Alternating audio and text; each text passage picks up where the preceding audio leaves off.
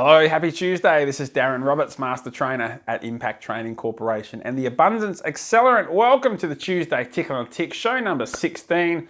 Today, sales growth perspective. As you know, the Tuesday Tickle and Tick is all about the things that tickle my fancy that may help us all with our business growth, with our communication, with our leadership, with our personal growth, with living to abundance, with achieving our potential. But today's a bit of a different spin where we're saying let's also stop and appreciate what we currently have. You know, I believe the ultimate position in life is to be ambitious and content.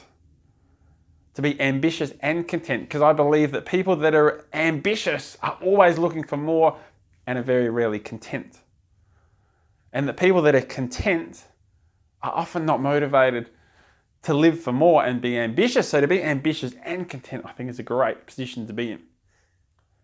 And as I mentioned on a Tuesday Tick on Tick a couple of shows ago, one of my clients, Tony from Better Than Ever Wellness, was doing a Facebook Live and he suggested reading the book, Don't Sweat the Small Stuff. And as I turned around to my bookshelf, there it was. I'd read it before, but I thought, hey, let's read it again. And I finished it just the other day. It's a really easy read, by the way. And the second to last chapter is titled, Look for the Extraordinary in the Ordinary. Let me read you just a little bit of it. I heard a story about two workers who were approached by a reporter. The reporter asked the first worker, hey, what are you doing? His response was to complain that he was virtually a slave, an unpaid or underpaid bricklayer who spent his days wasting time placing bricks on top of one another. The reporter asked the second worker the same question, hey, what are you doing? His response, however, was quite different. I'm the luckiest person in the world, he said. I get to be part of important and beautiful pieces of architecture. I help turn simple pieces of brick into exquisite masterpieces. So isn't that interesting? Same job, same task, seen completely differently.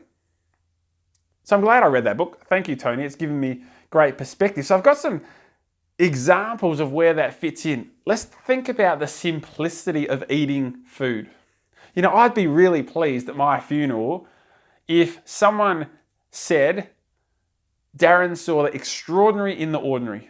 He saw the extraordinary in the ordinary. Not that he pretended things were better than they are, but he went out of his way to appreciate what he had, what was there. And the simplicity of eating food rings true.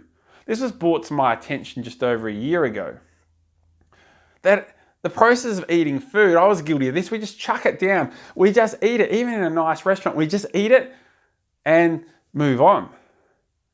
But seeing the extraordinary in the ordinary says, and this was brought to my attention as I said, is to stop, eat it slowly, chew it and appreciate it, taste all the different tastes from that food.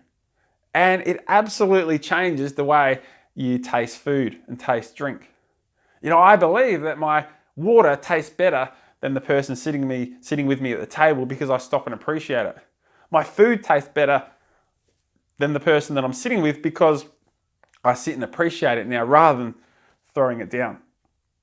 Some of you would have seen a post that I put on the weekend where I was at a conference with Michael Griffiths from the Partnership Club. He's the referral guru. And this conference was about growing the business. So I was there from a growth mentality. And I left Adelaide at 6 o'clock in the morning and it was bucketing down in Adelaide, but I didn't put that on the post. What I put on the post is the beautiful sunshine, the blue sky on the ferry, and that I went from the car to the train to the ferry to my feet. A great way to get to this conference. But what I realized as I was flying out of Adelaide, that the clouds were grey, it was stormy, it was raining, it was yuck. But as the plane continued to rise, it went through the clouds and we hit the blue sky. And it's a great metaphor, isn't it, for the challenges we go through in life, that the blue sky is always there, the good stuff is always there. There just might be something in between it, but the good stuff is always there. Some other things that I've just come across just the last couple of days. This morning, I dropped my son off at school. And as I dropped my son off at school, the principal was standing at the gate. And he was shaking every single boy's hand as they walk into school to start school. Everyone, he didn't miss anyone. He looked them in the eye, they looked him in the eye, they gave a great handshake and moved on. It just shows appreciation that he values those kids at the school. And it's not the only time that it's done. I quite regularly see the other teachers at the end of the day stand at the gate, get there before any other kids, and they shake every single boy's hand as they walk out of the school. How valued do those kids feel being greeted and said goodbye to by senior staff at that school? One of my clients in New Zealand, Gavin from Jenkins Gym, I trained there last month. We actually started training really early, 6 o'clock in the morning. So I got there about 20 to 6, and Gavin, the owner of that business, was there at 20 to 6 in the morning just greeting his members.